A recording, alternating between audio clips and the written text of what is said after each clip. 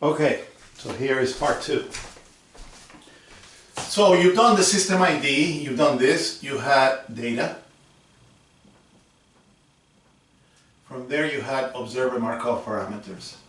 From there you had Markov parameters. From there you had Hankels.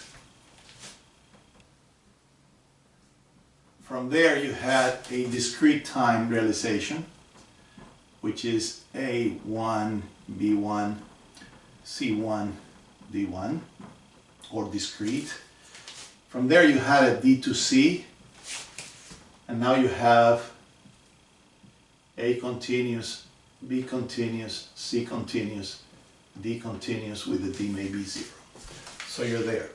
Now you realize that your A is not the way, it doesn't look the way you like, the way you expect, but if you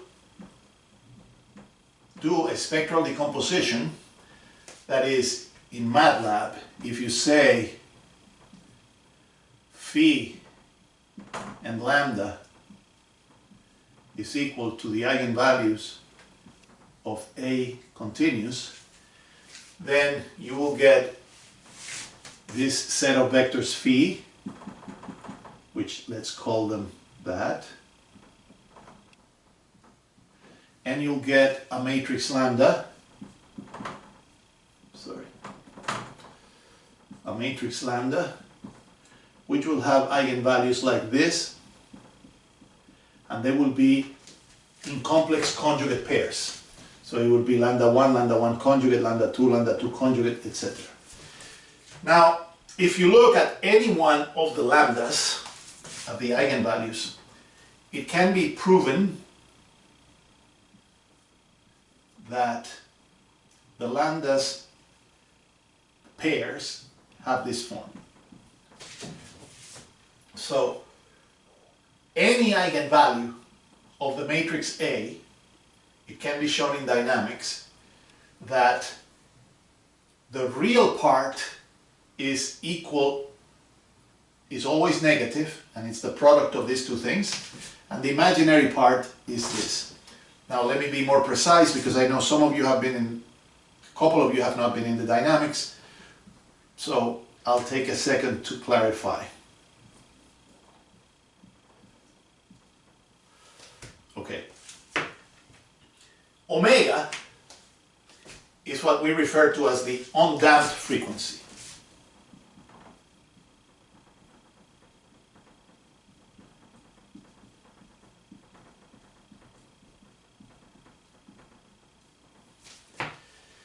That is, if the system, so remember that period is 2 pi over omega.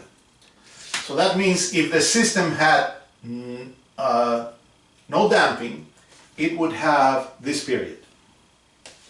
What that means is that if the mode was vibrating,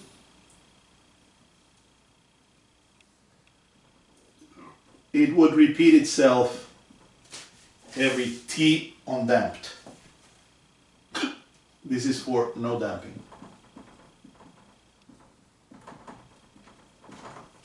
In reality, there is always some damping.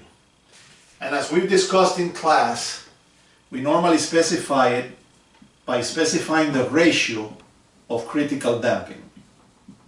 What percent of critical damping is there?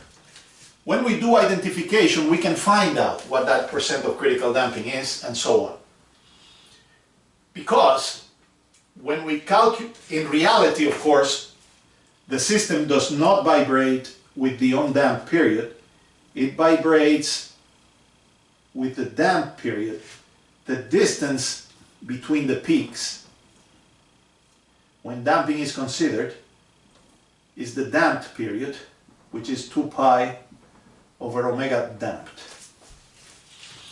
Now, the relationship between omega damped and omega is this. And for small values of damping, or for any practical value of the damping, the difference between the two things is almost 0. Because if this is 0.02 or 0.05, imagine when you square it, take 1 minus and then take the square root. That's almost 1. But for the purposes of theory, what you need to know is that the omega that you get from the ID has this formula. So that I explained what is omega. This is the undamped frequency, and this is the damped frequency.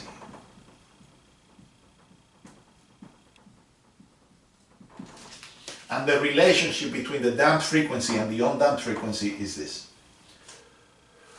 So if I go back to specifying my procedure without explaining adjacent theory, I say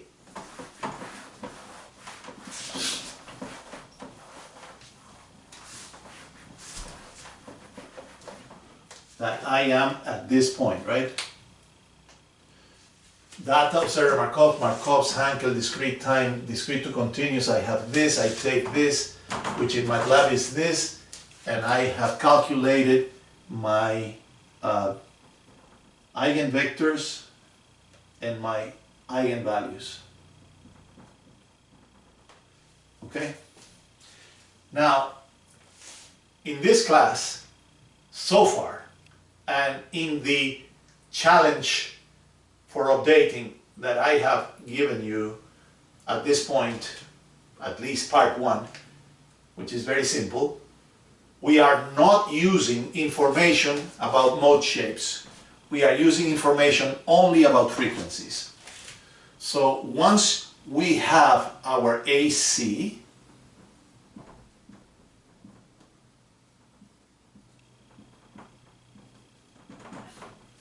we do this, right? And we get lambda. And let's say lambda, as I said, comes in complex conjugates. And let's say, for example, that you have 2, which is actually the case in your challenge, because the system is 2 stories, so the order is 4. Now, any of the lambdas is minus omega psi plus or minus omega damped times psi. So these are 2 equations with 2 unknowns, because that's the same thing as to say lambda is minus omega psi plus or minus omega times the square root of 1 minus c squared. I could develop a formula for you, but I think that's easy enough. So use this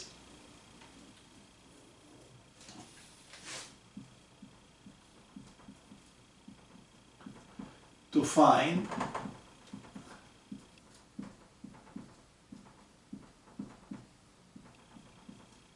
this, right? For example, let's say that you found that lambda 1 was minus 0.05 plus 10i, right? And that the conjugate doesn't matter, and that the other one was minus 0.12 plus 25i. Then you would simply say minus 0.05 is equal to minus omega 1 psi 1, and omega 1 times the square root of 1 minus psi 1 squared is equal to 10. So you take those 2 equations, solve them together, and find omega 1 and psi 1. Do the same thing with the second one, minus 0.12 is equal to minus omega 2 psi 2, and 25 is equal to omega 2 times the square root of 1 minus psi 2 squared. Solve those 2 equations, get omega 2 and psi 2.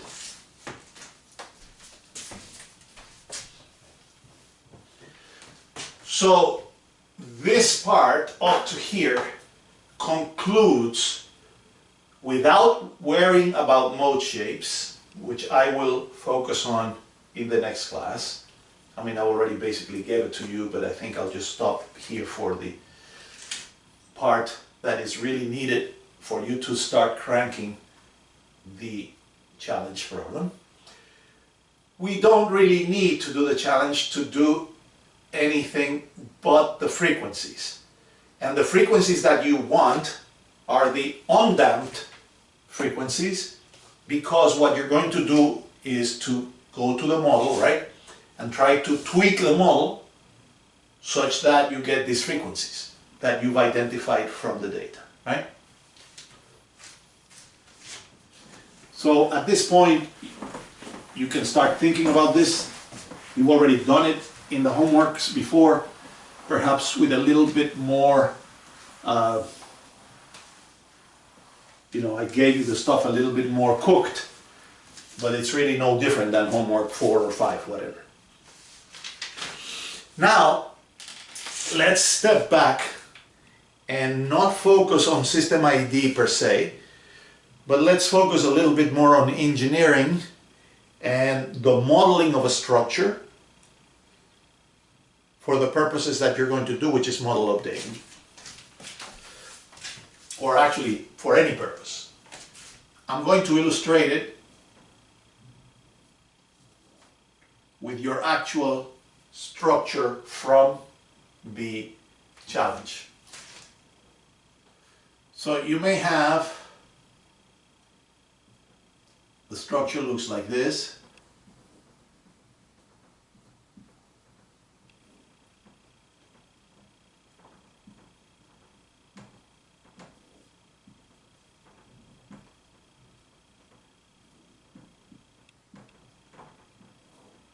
And we're interested in what's going on in the north-south direction. In elevation, looking at it this way, the structure has 2 stories. Okay. Now, if we look at this beam,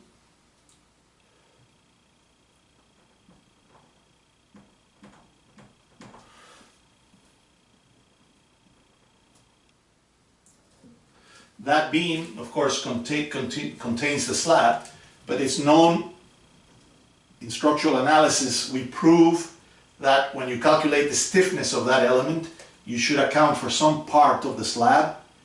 And the recommendation, which you will see matches what I wrote in the handout, is that the width of this thing here would be 8 times the thickness plus b, right? So you calculate the moment of inertia for this element, and that would be the moment of inertia of the beam, gross, right? When you get to the edge over here, the edge is different, right? Because at the edge you only have it on one side. This is still 4 times the thickness. And so if this is b plus 4t. And if I didn't make a mistake, that's what I intended to write. And for this you get the eye of the beam at the edge, let's say. And this is the eye of the beam in the interior.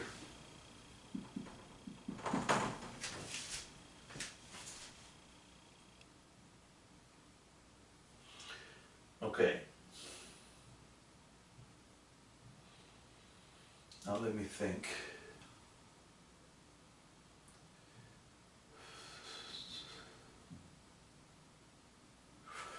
Now, for the purposes of two-dimensional analysis, okay, we're going to analyze this structure on the north-south direction. So the purposes of two-dimensional analysis, what we do is we squeeze this thing into just one equivalent macro frame. So our macro frame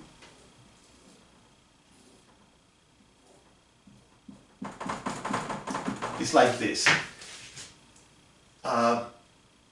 This macro frame has 3 interior frames plus 2 exterior frames, right?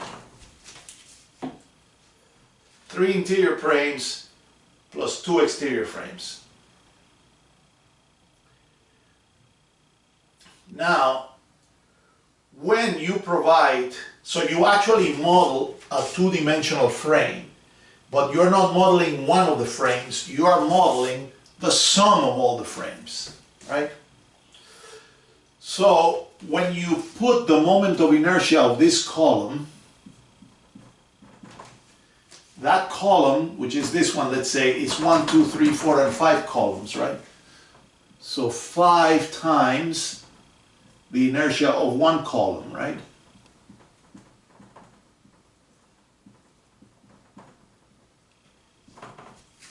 And so on with the other one and with the other one. Now when it comes to the beam, it turns out that the beams are 3 interior and 2 exterior. So when you give the computer that, when you describe the macro frame to the computer, you say that the moment of inertia of your beam, it's 3 times the interior beam plus 2 times the exterior beam, right? Because that's what you got, 3 of these and 2 of those.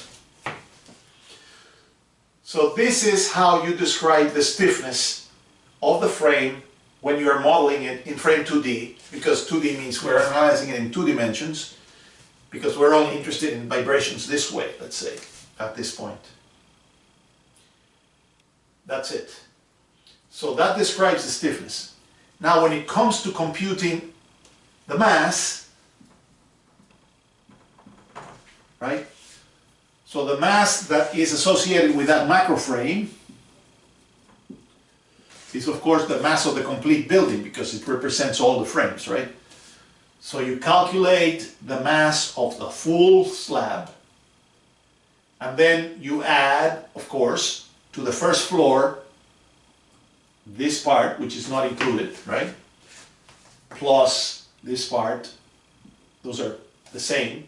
So you have 5 of these guys that have to be included, times their length and so on, you know, in calculating the weight. And you also add, for the columns, their tributary areas.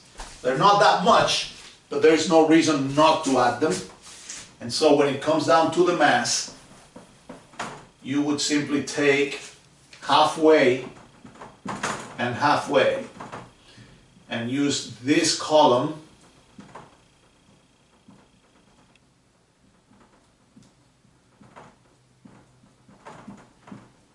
added to floor 1,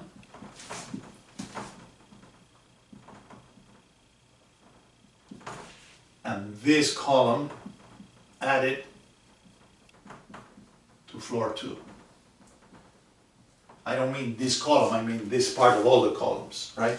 So tributary areas. So now you have your macro frame and your complete mass. Okay, now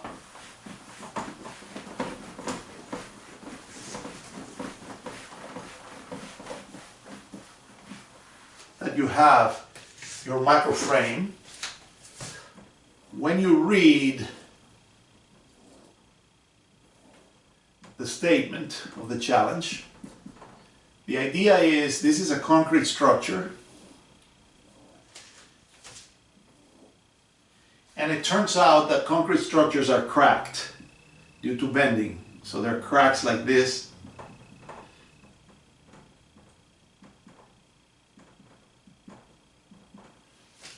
And because the load on the roof is much smaller than on the first level, we would expect the cracks on the roof beam to be smaller. So if this is the macro beam of roof, then that macro beam of the roof may have an I2, right? The macro beam of level 1 is I1. And because in this problem I made the beams exactly the same, then I1 and I2 without cracks are the same. But because the cracking is different, the actual I1 and I2 that I use to model the frame are different. So what you can say is that the macro beam of the roof is your I macro, if you want, times alpha 2, and here is the same I macro times alpha 1. Your objective in the project is to find alpha 1 and alpha 2. That is, how much is the effect of cracking in the first level and how much is the effect of cracking on the second level. I am suggesting that you do it because it's easier using F-mean search, that is, using nonlinear optimization instead of iterative Jacobian approximations as we did, although we did it in both homeworks, right? So you know how to do, you've done it before in both of them. So let's see.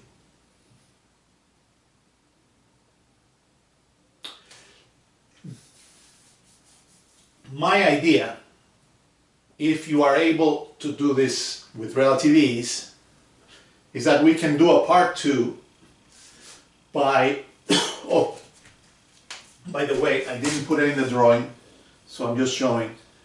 The sensors, the sensor that is measuring acceleration is here. It's stated in words, but the sensor is measuring like this on level 1. And the shaker that is applying the force is in the same place in level 2. Okay? So that's it. With this information, you should be able to crank through it.